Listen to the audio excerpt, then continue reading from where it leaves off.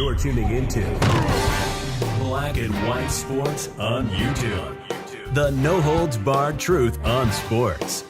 The main event starts now. I'm back. Rudrance for Black and White Sports. Well, we're going to talk about ESPN, and we're going to talk about former ESPN legend, the GOAT, Dan Patrick. Now, of course, Dan Patrick is still the GOAT. Got his own radio show, got his own show that you can go watch on NBC Peacock.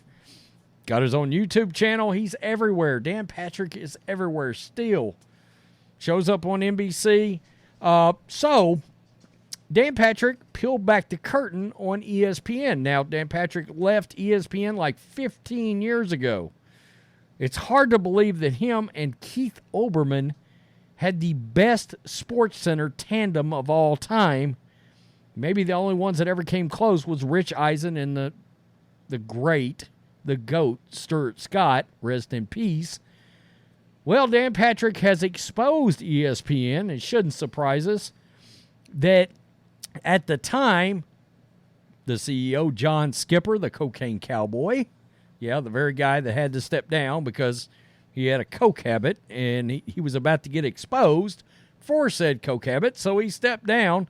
John Skipper and ESPN tried to destroy Dan Patrick's radio career before it even got started. After all the years that he gave to that network, along with Chris Berman and Bob Lee and all of those old school great guys, ESPN tried to squash Dan Patrick after the fact and threatened radio affiliates that if they picked up the Dan Patrick show, that they would drop the radio station.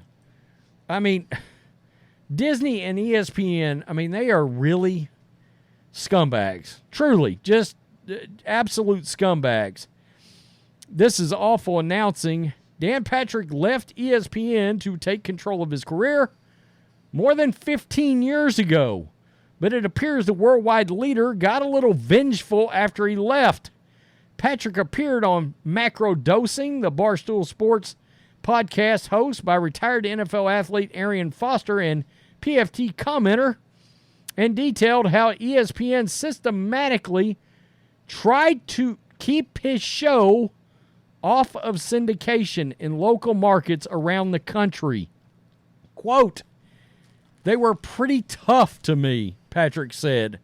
"They were telling radio affiliates, if you carry my program, that they will drop you as an affiliate. It got ugly for about 10 years. Wow. So he was in a battle with ESPN for 10 years over his radio show and them threatening radio affiliates. And guys, there was a time, we got to remember, this would have been a time when ESPN did rule the world from a radio standpoint. Okay? They had SVP and Russillo, very good. Colin Cowherd was still with ESPN. And Mike had the greatest morning sports radio show ever. They dominated, and they were massive, massive ratings for these radio affiliates across the country. So if ESPN was using that leverage, it would have really scared radio affiliates back then because the ratings were huge on those three programs I just named. Cowherd had massive ratings. Mike had gargantuan ratings. And SVP, of course, Scott Van Pelt and Ryan Russillo had huge ratings for ESPN. For some of these radio stations, if they were to lose those shows, it might have killed the radio station. So ESPN making that threat, it was legit. That's a legit, real business scare tactic and a scumbag one that ESPN used against Dan Patrick. Wow, he gave a lot to that company. I cannot believe that. Patrick struck a syndication deal with Premier Radio Networks when he relaunched his radio outside of ESPN. It ran in local markets as well as on SiriusXM Sports Nation and Patrick's website. It was also one of the first radio station shows to be distributed in podcast form. Yeah, he was one of the very first ones to put his radio show over on the podcast, and of course you can imagine how that's grown. ESPN and its president, John Skipper, did not appreciate Patrick competing with the network that he had started at. Quote, I had to go to upper management, and I just said, how about we level the playing field, Patrick explained. You're acknowledging me that I'm still a threat. And John Skipper, to his credit, basically called off the dogs. It's sad that the dogs were ever sick on Patrick to begin with. It was fairly common for ESPN at its peak to aggressively shut down competitors and former employees. But blocking business deals with local radio affiliates is pretty next level. It's ultimate scumbaggery. And one would assume Patrick, considering by many to be the founding fathers of ESPN, would avoid the worldwide leader's wrath. I guess not.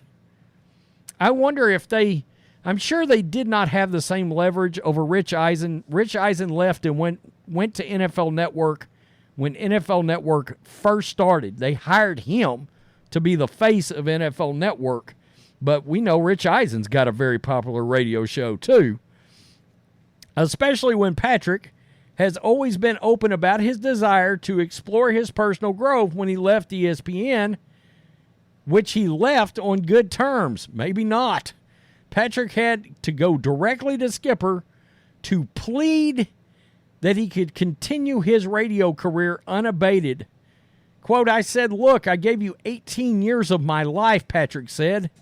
Just let me do this. I'm the little engine that could.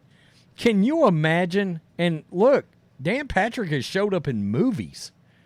You know, I mean, Dan Patrick is, when there's sports announcers, sports hosts, when you start talking about the GOATs in the industry ever, Dan Patrick is among them. Especially over at ESPN, along with Chris Berman, Bob Lee.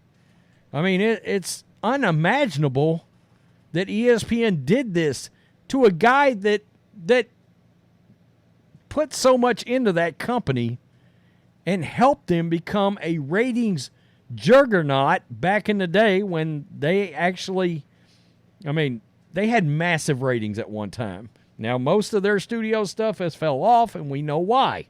They went woke and got involved with politics. And they're really good talent.